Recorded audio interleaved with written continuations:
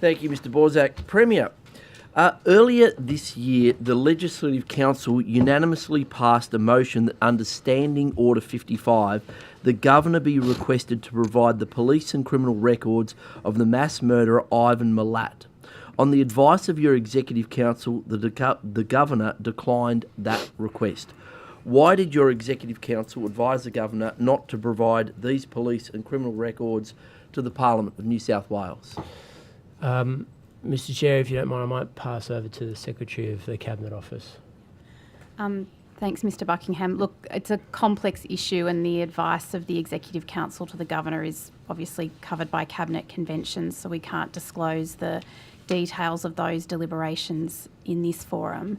But I would say the files relate to ongoing criminal investigations, and so there would be a public interest against their disclosure in general, which is why they're covered by Standing Order 55 rather than the traditional approach under Standing Order 52. Okay, thank you. Premier, earlier this year, the Legislative Council unanimously passed a motion that under Standing Order 52, the work records of Ivan Milat, who worked for the DMR and Water Board for 30 years, be supplied to the Legislative Council. Subsequent to this, the Legislative Council received just a few pages, almost nothing, which do not show in any way what his role was, what he was doing, and most importantly, where he worked and when. Premier, how is it that the government does not have or has not supplied these records? Perhaps, Kate, you might be in a better position to... Look, I'm happy to get back to you this afternoon, Mr Buckingham, about the details of that standing order, if you like. All right, thank you. Premier, I've got a photo here I'd like you to see. If we could hand that down to the Premier, and there's some for the other committee members here. Premier, this here is a identikit of a homicidal maniac who killed two young women at Wanda Beach in 1965, Marion Schmidt and Christine Sharrock. That's the identikit of him. The other one is Ivan Milat. Do you think they look the same? I do. Remarkably similar? Yes, remarkably Are you aware similar. that the MO of the perpetrator in the Wanda Beach killing is almost exactly the same as the MO of the Belangolo killing, abducting young women, stabbing them in the back, and then sexually assaulting them post-mortem? Were you aware of that? I mean, I'm generally aware of the crimes of Mr Milat, and I obviously know, having lived in southern Sydney, about the horrors of the Wanda Beach killings. I'm not I couldn't testify that they're exactly the same or they've got a similar MO, modus operandi, but I'm horrified by those crimes, and they continue to haunt the Shire and the Cronulla community, and They remain unsolved? They remain unsolved. They're still incredibly alarming, and I'm sure the family of the women who were killed would be desperate for answers, notwithstanding the fact that it's decades ago. Yes, it is decades ago, but just for the record, you think that those images are remarkably similar? I'm concerned that they are incredibly similar, I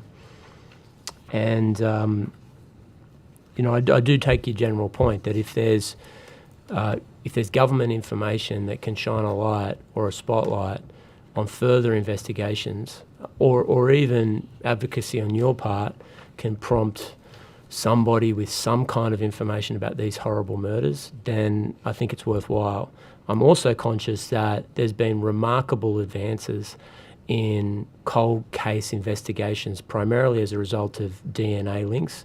There's specific ones coming out of America that have resulted in what had previously believed to have been completely unsolvable murders that have brought justice and a peace of mind to victims and their families. So I don't dismiss it automatically. I understand the interest. I'm concerned about the likeness here of these two images. I was unaware of that. And let me take on notice your questions about the information that you're seeking. Thank you. Premier, if one of your friends or loved ones was the victim of a crime, would you want that perpetrator brought to justice? And would you want that perpetrator brought to justice even if they were serving a custodial sentence for other unrelated crimes? Look, I would, but I mean, I can have empathy for victims of crime, even if they're not related to me, Mr. Chair. course. I mean, I think everyone in these circumstances, when you see someone, the heartache associated with a horrible murder, I think is compounded by the fact that they don't know what happened and they're not sure who's responsible for it, and justice hasn't been served. Thank you. I think the other part of it is that many families and victims of crime are concerned, because the case remains unsolved, have other people been put in a similar situation, or will other families be put in a similar situation? So I don't dismiss it. I can understand the deep interest and the passion for justice here. Thank you, Premier. Premier, senior police who worked on the task force that led to the arrest of Ivan Milat, including the actual arresting officer, the late Detective Senior Constable Paul Gordon, and Detective Sergeant Neville Scullion, have publicly stated recently that other than the Belangolo 7 who were murdered in a 2-year period, they believe Ivan Milat and others were responsible for more than 80 unsolved murders over a 30-year period. Premier, do you think it's time to inquire into the true extent of the crimes of Ivan Milat and his associates? Will your government support the calls from victims' families for a parliamentary inquiry into the crimes of Ivan Milat and his associates? Well, let me take that on notice. Perhaps the best thing for me to do is to meet with you, and I'm with you. Would be privileged to meet victims' families.